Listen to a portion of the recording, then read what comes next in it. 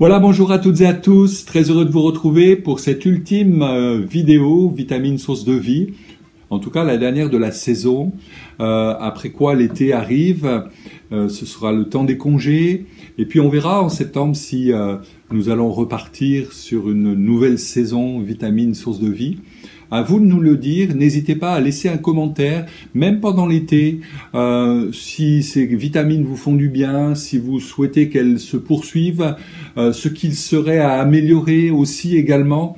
N'hésitez pas donc à laisser un petit post pour nous encourager, nous motiver pour la suite. On en a besoin aussi. Voilà, ce matin, j'aimerais vous laisser cette simple pensée de l'Écriture où il est dit, dans le psaume 119, « Fais-moi vivre selon ta parole ». Comme je disais, on approche l'été et bientôt, ce sera le temps des congés.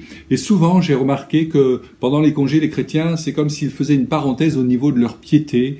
Ils mettaient cela de côté. Il n'y a plus la vie de l'Église. Il n'y a plus nécessité d'aborder la parole de Dieu. C'est comme s'ils mettaient sur un porte-manteau leur vie chrétienne entre parenthèses. Et là, maintenant, ils vont vivre autre chose. Mais c'est pas du tout la réalité de ce que doit être notre vie chrétienne.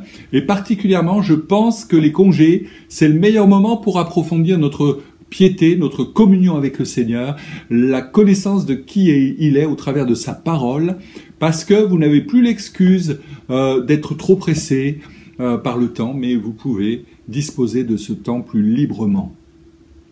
Fais-moi vivre selon ta parole. J'aimerais vous donner 3 conseils pratiques pour étudier correctement la Bible cet été.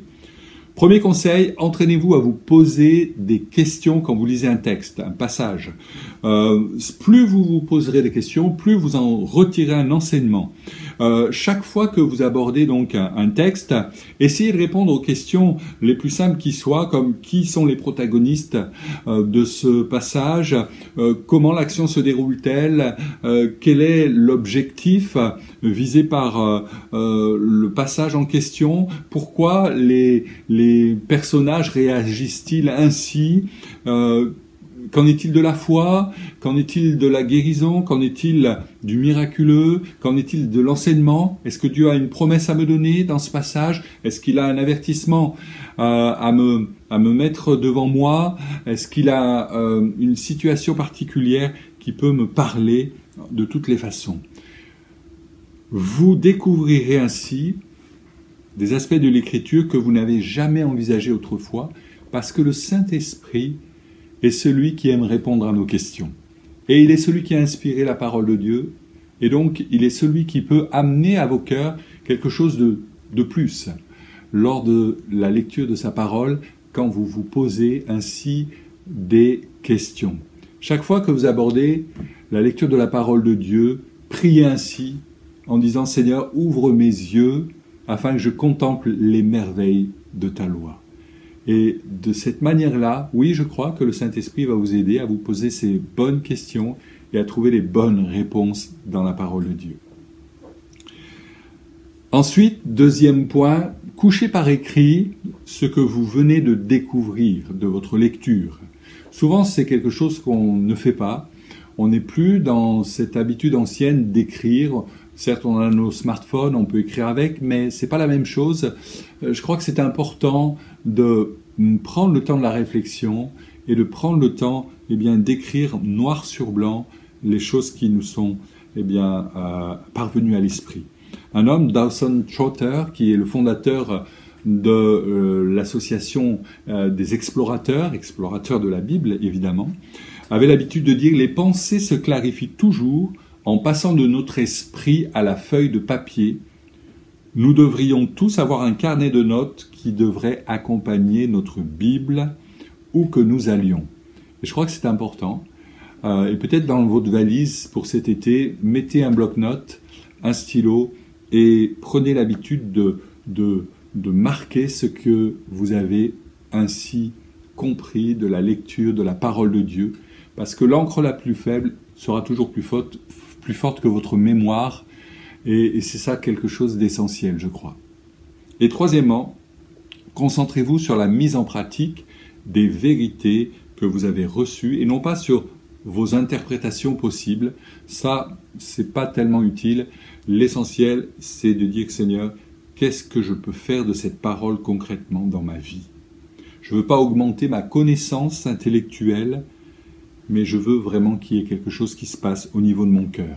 Dwight Moody, le célèbre revivaliste américain, disait « Dieu ne nous a pas donné la Bible pour accroître notre connaissance, mais pour changer notre vie. » Et c'est ça qui est important. Si tu n'es pas plus savant, qu'importe, mais si tu es plus efficace dans ta vie chrétienne et ton service, tant mieux. Jacques disait « Ne vous bornez pas à écouter la parole, mais traduisez-la en actes. » Quand vous lisez la parole de Dieu, posez-vous aussi ces questions. Que dois-je faire pour modifier mon attitude vis-à-vis des autres? Et d'après ce que j'ai lu, bien sûr, que dois-je cesser de faire ou que dois-je commencer, initier de faire? Qu'est-ce que je dois rejeter de ma vie? Qu'est-ce que je dois accueillir au contraire? Quelle relation dois-je améliorer? Comment puis-je aider les autres concrètement dans cette journée? Souvenez-vous que Jésus a dit à ses disciples, après leur avoir lavé les pieds, « Vous êtes heureux, vous qui écoutez ma parole, pourvu que vous la mettiez en pratique. » Et il n'y a que ça de vrai, mettre en pratique la parole de Dieu. Priez chaque jour en disant « Seigneur, donne-moi une occasion aujourd'hui de mettre en pratique ta parole, de mettre en pratique ta parole. » Alors, je résume. Entraînez-vous à vous poser les bonnes questions sur le passage que vous lisez. Couchez par écrit ce que vous venez de découvrir et concentrez-vous sur la mise en pratique de la parole et vous serez heureux dans votre témoignage chrétien. Que Dieu vous bénisse, je vous souhaite un très bel été et vraiment un temps particulier pour approfondir votre piété et la connaissance de qui est Jésus, pour qu'il transforme votre cœur et votre vie davantage encore. Que Dieu vous bénisse, à très bientôt.